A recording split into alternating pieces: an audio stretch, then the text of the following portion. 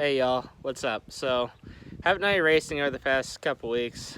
With fuel being, $5-6 a gallon across the country, and all the races the past couple weekends. Well, this weekend pretty much everything got canceled around here, or the next week or two, it's 6, 7, 8 hour drives to go somewhere one way. It's not in the budget to spend that much money on diesel, and I got lots of other projects to finish up. It's about time for us to start farming. We farm, a little bit of ground, and gonna try and get that done in order to make a few races here towards the end of the month. I think there's two. There's one on the 21st, and then there's one, I believe, the weekend after that we're gonna try and hit up. But we ended up this week, got my rear end out of my teal truck. Alright, so the truck did not have an anti-roll bar on it. So it allowed the driver's side wheel to actually come off the ground whenever it launched. It torques the body enough that it allowed it to come off the ground. At that point, it spun my axle tube here. After it let the axle tube start spinning, it went ahead and started ripping my ladder bar out. This rear end setup, it's designed, there's actually nothing that holds the rear end in place other than those ladder bars. So as soon as that axle tube over here went to start spinning, the other one, it just started coming right up into the air.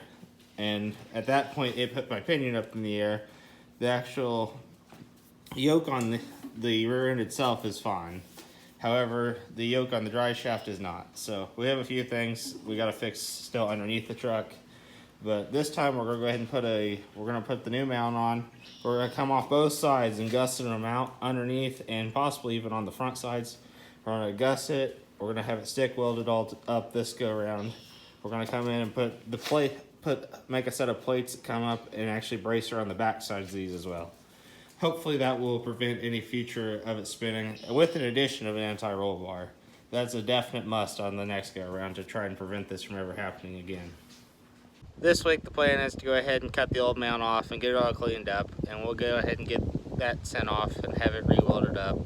Hopefully by next weekend it's ready to go back into that truck and we can start racing it once again, and hopefully this right here will cure our problems. If not, it's time to start looking into a Dana 60 or a Ford 9 or something else that is a little bit stronger than this 12 bolt we have. But I think honestly what we're doing is going to work, but time will tell on that.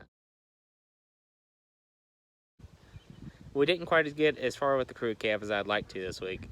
However, we did get some work done to it. It rained most of the week here in southern Indiana, so that kind of hindered us with it being outside. However, here's what we did get done.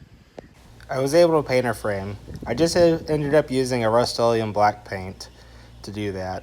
We did delete the low proportioning valve that was on the truck, and I ran new brake lines on it. We ended up going with a new brake hose. Luckily, the truck had new brake line all the way back, so I was able to splice back into that, and we are good to go there. Didn't quite get as far on it as we wanted to.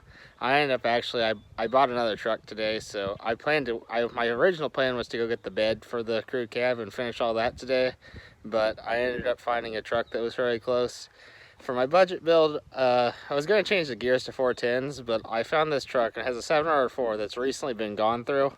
So rather than change gears, my now plan is to do the 7R4 and 208 combination, which the transfer case on that 208 to 261 ratio. So rather than changing gears, as the 203 is a 2.0 to 1. So that right there alone is going to just, instead of changing my axle ratio, I can just change this transmission transfer case and it's going to yield the same thing for us. So, and I really think the deep gear that 700R4 offers, I think that's going to help a lot getting off the line, but I've never ran one, so I'm curious to see what happens. We're going to find out on that. I purchased the truck and the rear axle was removed, and the leaf spring perches were cut. So I put another axle I had under this truck so it'll roll around. I actually found it because I was on Marketplace looking for a set of doors for my crew cab. The truck wasn't listed in the ad, so we went to look at these doors Saturday, got there, and the truck was there. He said he'd actually like to sell all of it, so we came to an agreement on a deal, and I came back today to purchase the whole truck. So it's got a lot of parts that we can use on other projects and I have a big block that I'm building right now that I'd like to cut this truck down to a short bed and install in it. So that's my plan with the cab and the front end and everything that came with it. I apologize for the lack of video here over the past couple weeks between wisdom teeth and rain and just a busy schedule here lately. It's been hard to get content out. I appreciate you guys for watching the content we have put out and keeping up with us. If you haven't already, go ahead and subscribe. Hit the bell for notifications. Give us a thumbs up and a comment, please. I really appreciate it. Thank you all for watching. We'll catch you next time.